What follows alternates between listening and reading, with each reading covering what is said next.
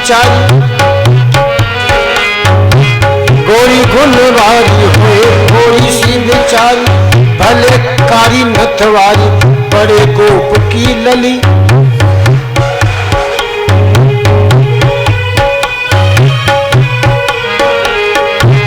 गोप की लली गोरी गुणवारी होए गोरी सी बिचारी, भले कारी नथवारी बड़े गोप की लली। लली ढूंढ तेरी माए या में तेरो कहा जाए, लली ढूंढ तेरी माए या में तेरो कहा जाए। झट दुल्हा बनाए बात मान ले भली, झट दुल्हा बनाए बात मान ले भली। मेरे छोटे हाथन बीच, मेरे छोटे हाथन बीच रचाए दे मेहंदी थोड़ी सी, हो मेरे छोटे हाथन बीच रचाए दे मेहंदी थोड़ी सी। मैया कर दे दुल्हन थोड़ी सी, मैया कर दे मगर दुल्हन गोरी सी। ओ दुल्हन गोरी सी, दुल्हन गोरी सी, मगर दुल्हन गोरी सी। मैया कर दे मेरो प्यार मगर दुल्हन गोरी सी, मगर दुल्हन गोरी सी, मगर दुल्हन गोरी सी।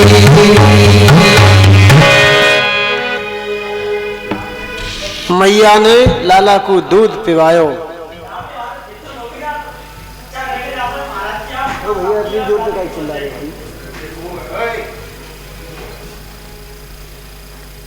मैया ने लाला को दूध पिवायो और लाला को नींद आ गई, लाला को सुवाए दियो। एक दिन बाल कृष्ण लाल प्रभु माता यशोदा की गोद में चढ़ गए। तमंकमारूढ़मपाययत स्तनम स्नेह स्नुतम सस्मितमीक्षति मुखम, अतृप्त मुसज्ज जवेन सायया बुच्चिष्यमाने पयसि तदेश्रितम्। कन्हैया जब गोद में चले तो वात्सल्य स्नेह के कारण मैया के स्तनों से दूध झरने लगा और मंद मंद मुस्कान के सहित मैया कन्हैया को दूध पिलाने लगी। इतनी देर में मैया को सामने अंगीठी पर दूध खोलता हुआ दिखाई दिया। दूध में उबाल आया। मैया उस उफनते हुए दूध को बचाने के लिए कन्हैया को छोड़ करके धरती पर और दौड़ी मैया। कन्हैया ने मन में विचार किया कि मैया हमसे कहती है कि बेटा तुमसे प्यारा मुझे कोई नहीं है, तुम मेरे सबसे प्यारे हो, तुमसे ज्यादा प्यार मैं किसी को नहीं करती हूं। इसका मतलब मैया हमसे झूठ बोलती है। हमको गोद में लेकर के दूध पिला रही थी और हमको भूखा ही छोड़ करके चली गई अपना दूध उतारने के लिए। इसका मतलब ये है कि मैया हमसे प्यार नहीं करती, मैया अपनी गैया के दूध से प्यार करती है। पास में ही एक लोड़ा पड़ा हुआ था, उस लोड़े को उठाया और जितने भी घर में बर्तन थे, मटके चलामनी, यशोदा मैया के हाथ के, सास के, ददिया सास के, जितने भी मटके पुराने पुराने थे सब फोड़ दिए। मैया लौट करके आई। मैया ने दृश्य देखा, अरे ये क्या कर दियो?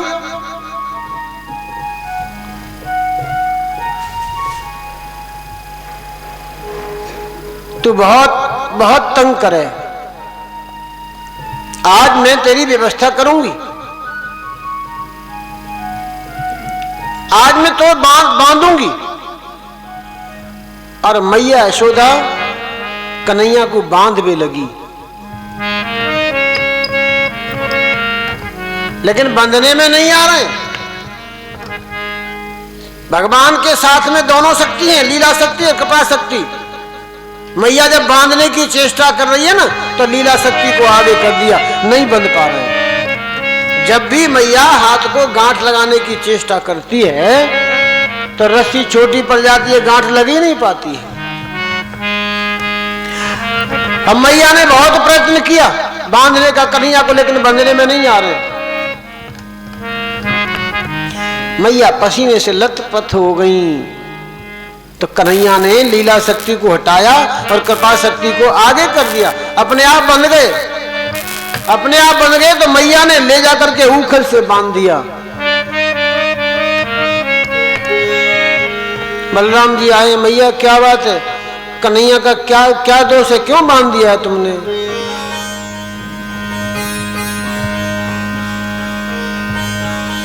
हरी मैया तेने उखल ते दियो बांध। मैया क्यों बांध दिया इसको, कन्हैया को? उखल ते दियो बांध, या श्याम ने तेरो कहा बिगड़ोरी। मैया उखल ते दियो बांध, श्याम ने कहा बिगड़ोरी।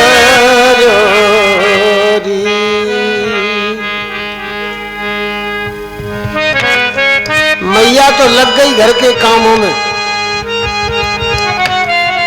और ऊखल को लेकर के घर की देरी के बाहर निकल के आ गए। ग्वाल वालों ने सबने देखा हाथों से बंधा हुआ कन्हैया ऊखल को लिए आ रहा है, ये क्या हुआ आज? हंसने लगे हैं। अच्छा किया मैया ने, अच्छा किया, बहुत लीला करते थे, बहुत परेशान करते थे।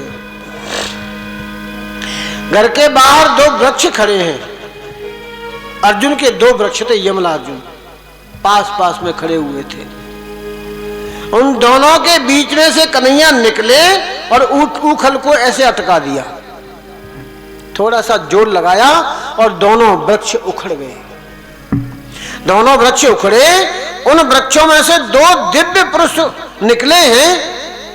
उन दोनों पुरुषों ने भगवान की स्तुति की है, प्रार्थना की है। ये ग्वाल बाल सब लीला को देख रहे थे, विचार करने लगे, भैया ये छोटा सा कन्हैया, इसमें इतनी शक्ति, इसने दो वृक्षों को उखाड़ दिया और इन वृक्षों में से कौन निकला? बड़े दिव्य पुरुष थे जिन्होंने कन्हैया की स्तुति की है। आकर के लिपट गए कन्हैया से।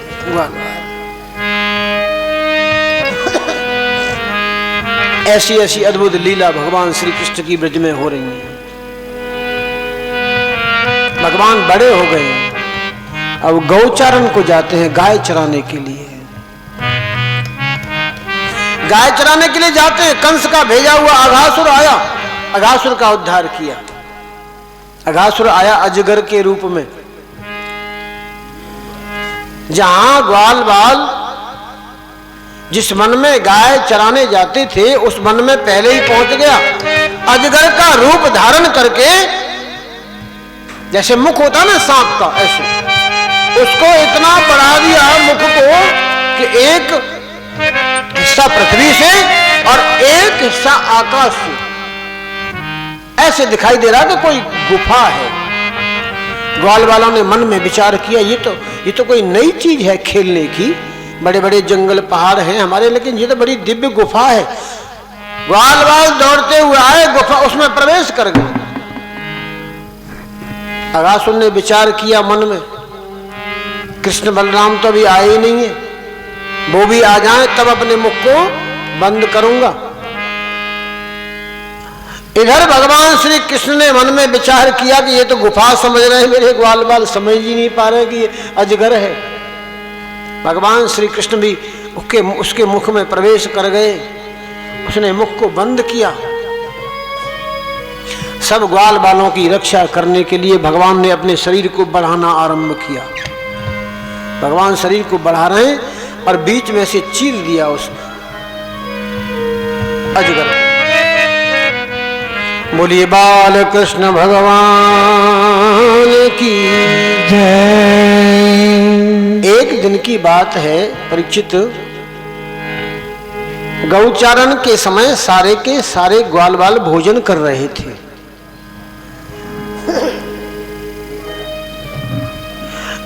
उनके भोजन करने का जो तरीका है वो ये था कि गोलाकार ऐसे पंक्ति बनाते थे, ऐसे ऐसे बैठ करके गोलाकार पंक्ति बना करके बीच में अपने अपने घरों से जो भोजन लाते थे उसको रख लेते थे, तब भोजन करते थे। कोई ग्वाल टुकड़ा तोड़ता है, कन्हैया के मुख में दे देता है, जो बाकी बचता है झूठा उसे स्वयं खा लेता है। सब ग्वाल ऐसे ही कर रहे हैं, भगवान श्री कृष्ण भी यही करते हैं, टुकड़ा तोड़ते हैं, किसी ग्वाल के मुख में दे देते हैं, झूठा जो बच जाता है ना उसे स्वयं खा लेते हैं। ब्रह्मा जी ने इस दृश्य को देखा कि ये कैसा परात्पर परब्रह्म है, ये ग्वाल बालों की झूठन खा रहा है बैठ करके। भगवान की परीक्षा की है ब्रह्मा जी ने, ये कैसा परात्पर परब्रह्म है। गायों को चुरा करके ले गए भगवान श्री कृष्ण बलराम। ग्वाल बाल तो भोजन कर रहे हैं, वो गायों को चुरा करके ले गए। भोजन से जब निवृत्त हुए हैं और गायों की तरफ मुख किया तो गाय एक भी दिखाई नहीं दी, केवल बछड़े ही बछड़े दिखाई दे रहे हैं, गाय दिखाई नहीं दे रही है। भगवान श्री कृष्ण जान गए कि ये सब ब्रह्मा जी की करतूत है। ग्वाल बालों से कहा, गाय जो है ना घोर जंगल में चली गई है, तुम लोग यहीं ठहरो, मैं सब गायों को लेकर के आता हूं। मुंजा तभी का वन, मूंज का वन, जिससे झोपड़ियां बनाई जाती हैं, मूंज, उस वन में प्रवेश कर गए और जितनी गायें थीं और जैसी गायें थीं वैसे ही रूप बना करके गाय बन करके भगवान श्री कृष्ण आए ग्वाल बालों के सामने आकर के। ब्रह्मा जी ने देखा, अब की बार ब्रह्मा जी आए तो बछड़ों को चुरा करके ले गए।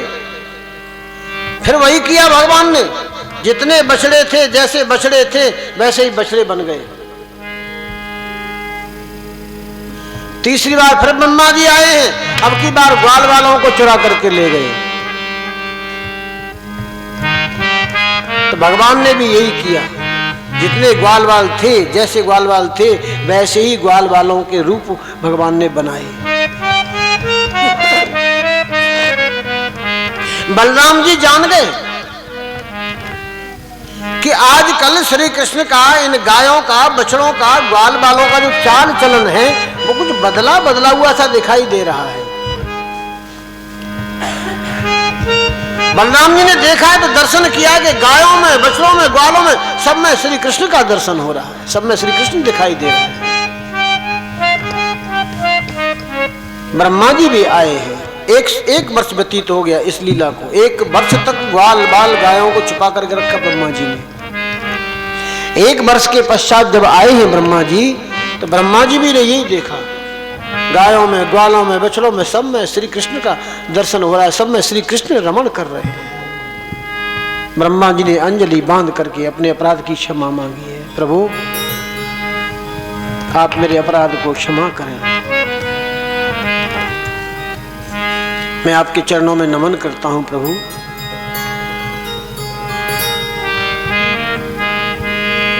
देखिए श्रीमद् भागवत महापुराण श्री कृष्ण चरित्र। श्री कृष्ण चरित्र में दो लोगों ने भगवान का अपराध किया है, एक ब्रह्मा जी ने और एक इंद्र ने। ब्रह्मा जी ने अपराध किया, भक्त और भगवान को 1 साल के लिए दूर कर दिया, अलग कर दिया। और इंद्र ने अपराध किया, भक्त और भगवान को 7 दिन और 7 रात के लिए जोड़ दिया। ब्रह्मा जी ने बहुत बड़ी स्तुति की है, 40 श्लोकों में स्तुति की है ब्रह्मा जी ने, तब जाकर के उनको क्षमा किया है।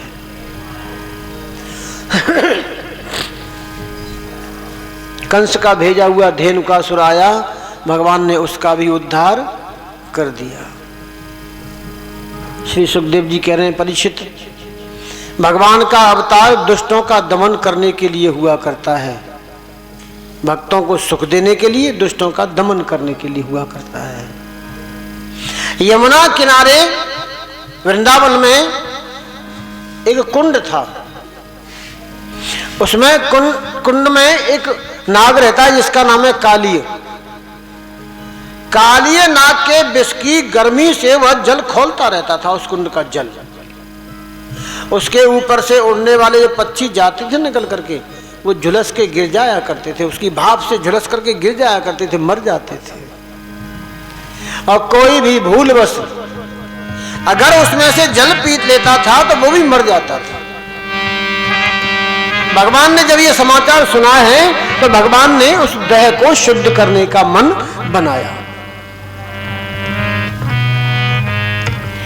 और ग्वाल बालों के साथ में खेलते खेलते खेलते खेलते उस देह के निकट पहुंच गए।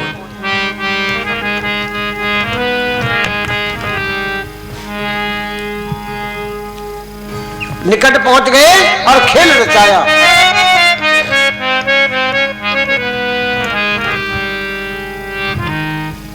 रेशम की एक गेंद और चंदन को एक बल्ला, गेंद का खेल रचाया।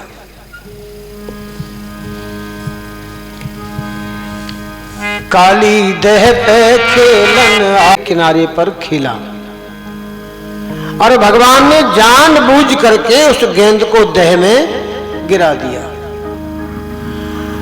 वह गेंद थी श्री दामा की। श्री दामा ने कहा, कन्हैया तूने मेरी गेंद गिरा दी, मेरी गेंद लाके दे। कन्हैया ने कही, एक गेंद की बात है, अरे तू एक के बदले 2 गेंद ले लेना हमसे।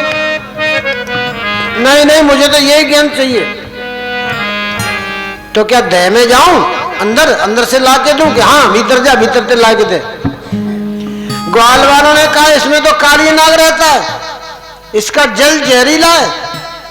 श्री दामा को समझाने लगे हैं, लेकिन श्री दामा तो हठ पकड़ गए, नहीं मुझे तो मेरी गेंद चाहिए। अच्छा तुझे तेरी गेंद चाहिए? कदम के पेड़ पर चढ़ गए। अब भी कह रहे हैं, मान जा श्री दामा, घर जाकर के एक के बदले 2 ले लेना, 4 ले लेना। श्री दामा ने कहा, नहीं मुझे तो वही गेंद चाहिए, मेरी गेंद चाहिए, मेरी गेंद लाके दे। भगवान ने कदम के पेड़ से छलांग लगाई, उस देह में जल को चीरते हुए पहुंच गए जहां काली नाग विश्राम कर रहा था। नाग पत्नियां उसकी सेवा कर रही हैं, काली नाग विश्राम कर रहा है। जल में कूदने से भयंकर आवाज हुई। नाग पत्नियों ने भगवान को समझाया, ये काली नाग है, इसका कांटा कोई बचता नहीं है। तुम कौन हो, कहां से आए हो? ये जगेगा तो तुमको मार डालेगा।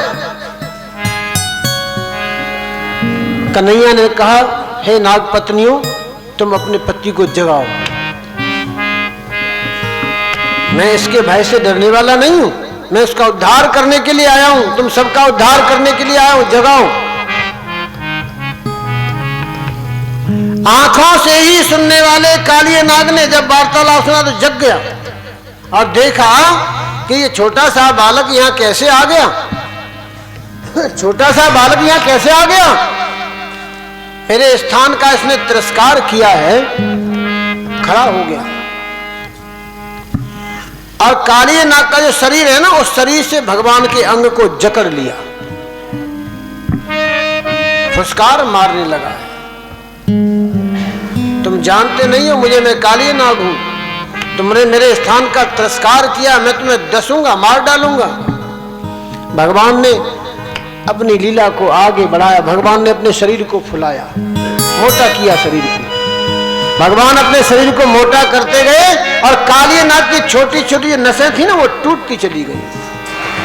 नस जब टूटने लगी है तो छोड़ करके एक तरफ खड़ा हो गया, एक तरफ खड़ा हो गया। भगवान ने भी पैंतरा बदला, चौड़े फन थे उसके, भगवान ने पैंतरा बदला, पैंतरा बदलकर उछले और जाकर के फन के ऊपर खड़े हो गए।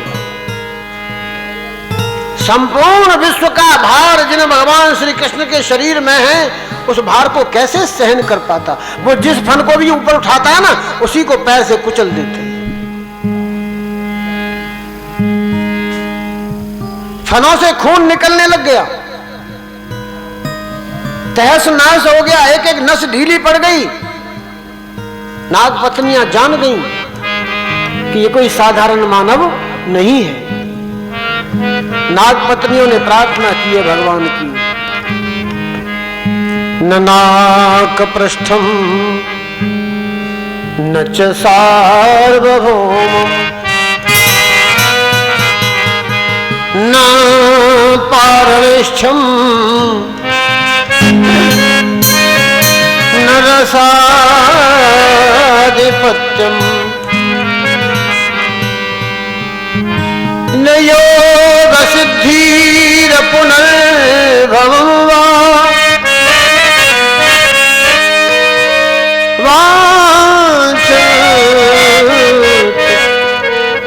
यत्पादरजः प्रपन्नः। हे भगवान, हे प्रभु, आपके चरणों की रज को प्राप्त करने के लिए बड़े बड़े योगी, बड़े बड़े मुनीश्वर तरसते हैं। और जिन ऋषियों को, जिन मुनियों को आपकी चरण रज प्राप्त हो जाती है, वो आपसे कुछ मांगते नहीं है। पृथ्वी की बादशाही नहीं मांगते, स्वर्ग का राज्य वो भी नहीं मांगते, स्वर्ग से श्रेष्ठ राज्य सुतल लोक का उसे भी नहीं चाहते, यहां तक कि योग की जो सिद्धियां हैं उनको भी नहीं मांगते। और तो और कैवल्य मोक्ष की भी इच्छा नहीं करते वह भक्तजन जो आपकी चरण रज को प्राप्त कर लेते हैं। पर प्रभु, हम लोग तो तमोगुणी योनि में उत्पन्न हुए, हमारा स्वभाव है क्रोध करना, और हमारे पति काली नाग को आपकी वह चरण रज प्राप्त हो गई है, इन्हें क्षमा कर दीजिए। नाग पत्नियों की प्रार्थना सुनी है, स्तुति सुनी है, तो भगवान ने कहा ठीक है, अब तुम ये दह छोड़ करके चले जाओ रमणक द्वीप, अपने परिवार सहित पूरे परिवार को ले जाओ, वहीं जाकर के निवास करो। काली नाग ने कहा कि मैं इस दह को अगर छोड़ करके जाता हूं तो गरुड़ जी मुझे खा जाएंगे। भगवान ने कहा तुम्हारे शरीर के ऊपर मेरे चरण चिन्ह अंकित हो गए हैं, मेरे चरण चिन्ह को देख करके गरुड़ जी तुम्हें नहीं खाएंगे। राजा परीक्षित ने प्रश्न किया, गुरुदेव ऐसा क्या कारण था जो यह नाग यहां काली दह में आकर के रहने लग गया था? राजन, एक बार सौभरी ऋषि यहां बैठ करके तपस्या कर रहे थे। गरुड़ जी आए और इस दह में एक मत्स्य को उठा करके ले गए। वह मत्स्य मछलियों के साथ में क्रीड़ा कर रहा था, उस मत्स्य को उठा करके ले गए, खा गए। उन मछलियों ने सौभरी ऋषि से प्रार्थना की। सौभरी ऋषि को भी अच्छा नहीं लगा कि मेरे सामने किसी की मृत्यु हो, कोई किसी को खा जाए, ये उनको भी अच्छा नहीं लगा। तो शौबरी ऋषि ने शाप दिया, गरुड़ सावधान हो जाओ, आज के पश्चात अगर तुम इस देह में आओगे तो तुम्हारी मृत्यु निश्चित है। इसलिए गरुड़ जी इस देह में नहीं आते थे। काली नाग क्यों छुप गया था आकर के? सर्पों की माता है कद्रू, गरुड़ जी की माता है विनता। इन दोनों माताओं में आपस में बैर हो गया था। ये कश्यप जी की पत्नी है सब।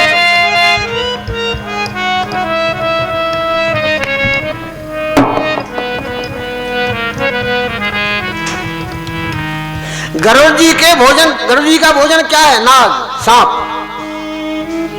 सब देवताओं ने मिलकर के ये निश्चय किया था कि हर अमावस्या के दिन एक नाग अपने आप आएगा और अपनी बलि देगा, आकर के गरुड़ जी उसको खाएंगे। बारी बारी से नागगण आते हैं, अपनी बलि देते हैं, गरुड़ जी अपना भोजन कर लेते हैं। कालिये नाग की बारी जब आई है तो कालिये नाग अपने अभिमान के बस नहीं गया।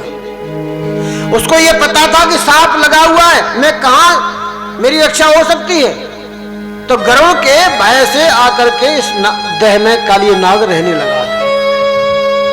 भगवान ने कालिये नाग का उद्धार किया, निर्भय किया और इस देह को शुद्ध किया। मान की जय। हेमंते प्रथमे मास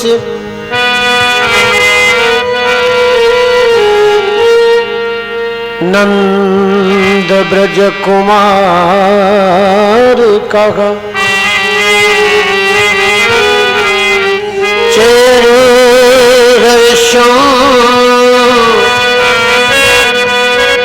जाना कात्यायन्य व्रतम।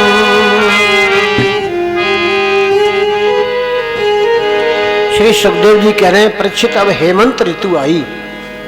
हेमंत ऋतु का पहला महीना अर्थात मार्गशीर्ष अगहन का महीना, नंद बाबा के ब्रज की कुमारियां प्रातः काल 4 बजे उठ करके जमुना जल में स्नान करती थीं और देवी की एक बालू की एक मूर्ति बना करके वहां देवी से प्रार्थना करती थी, कात्यायनी देवी से। कात्यायनी महामाये महायोगिनीश्वरी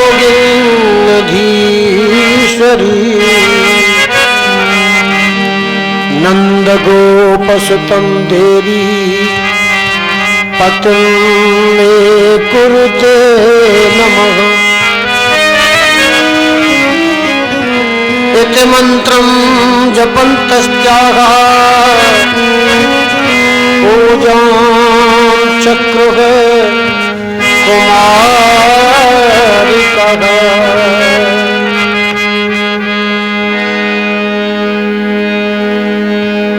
श्री कृष्ण चरित्र के 2 चरित्र, एक चीरहरण और एक महाराज। लोग इन दोनों प्रसंगों पर अनेक प्रकार की चर्चाएं करते हैं।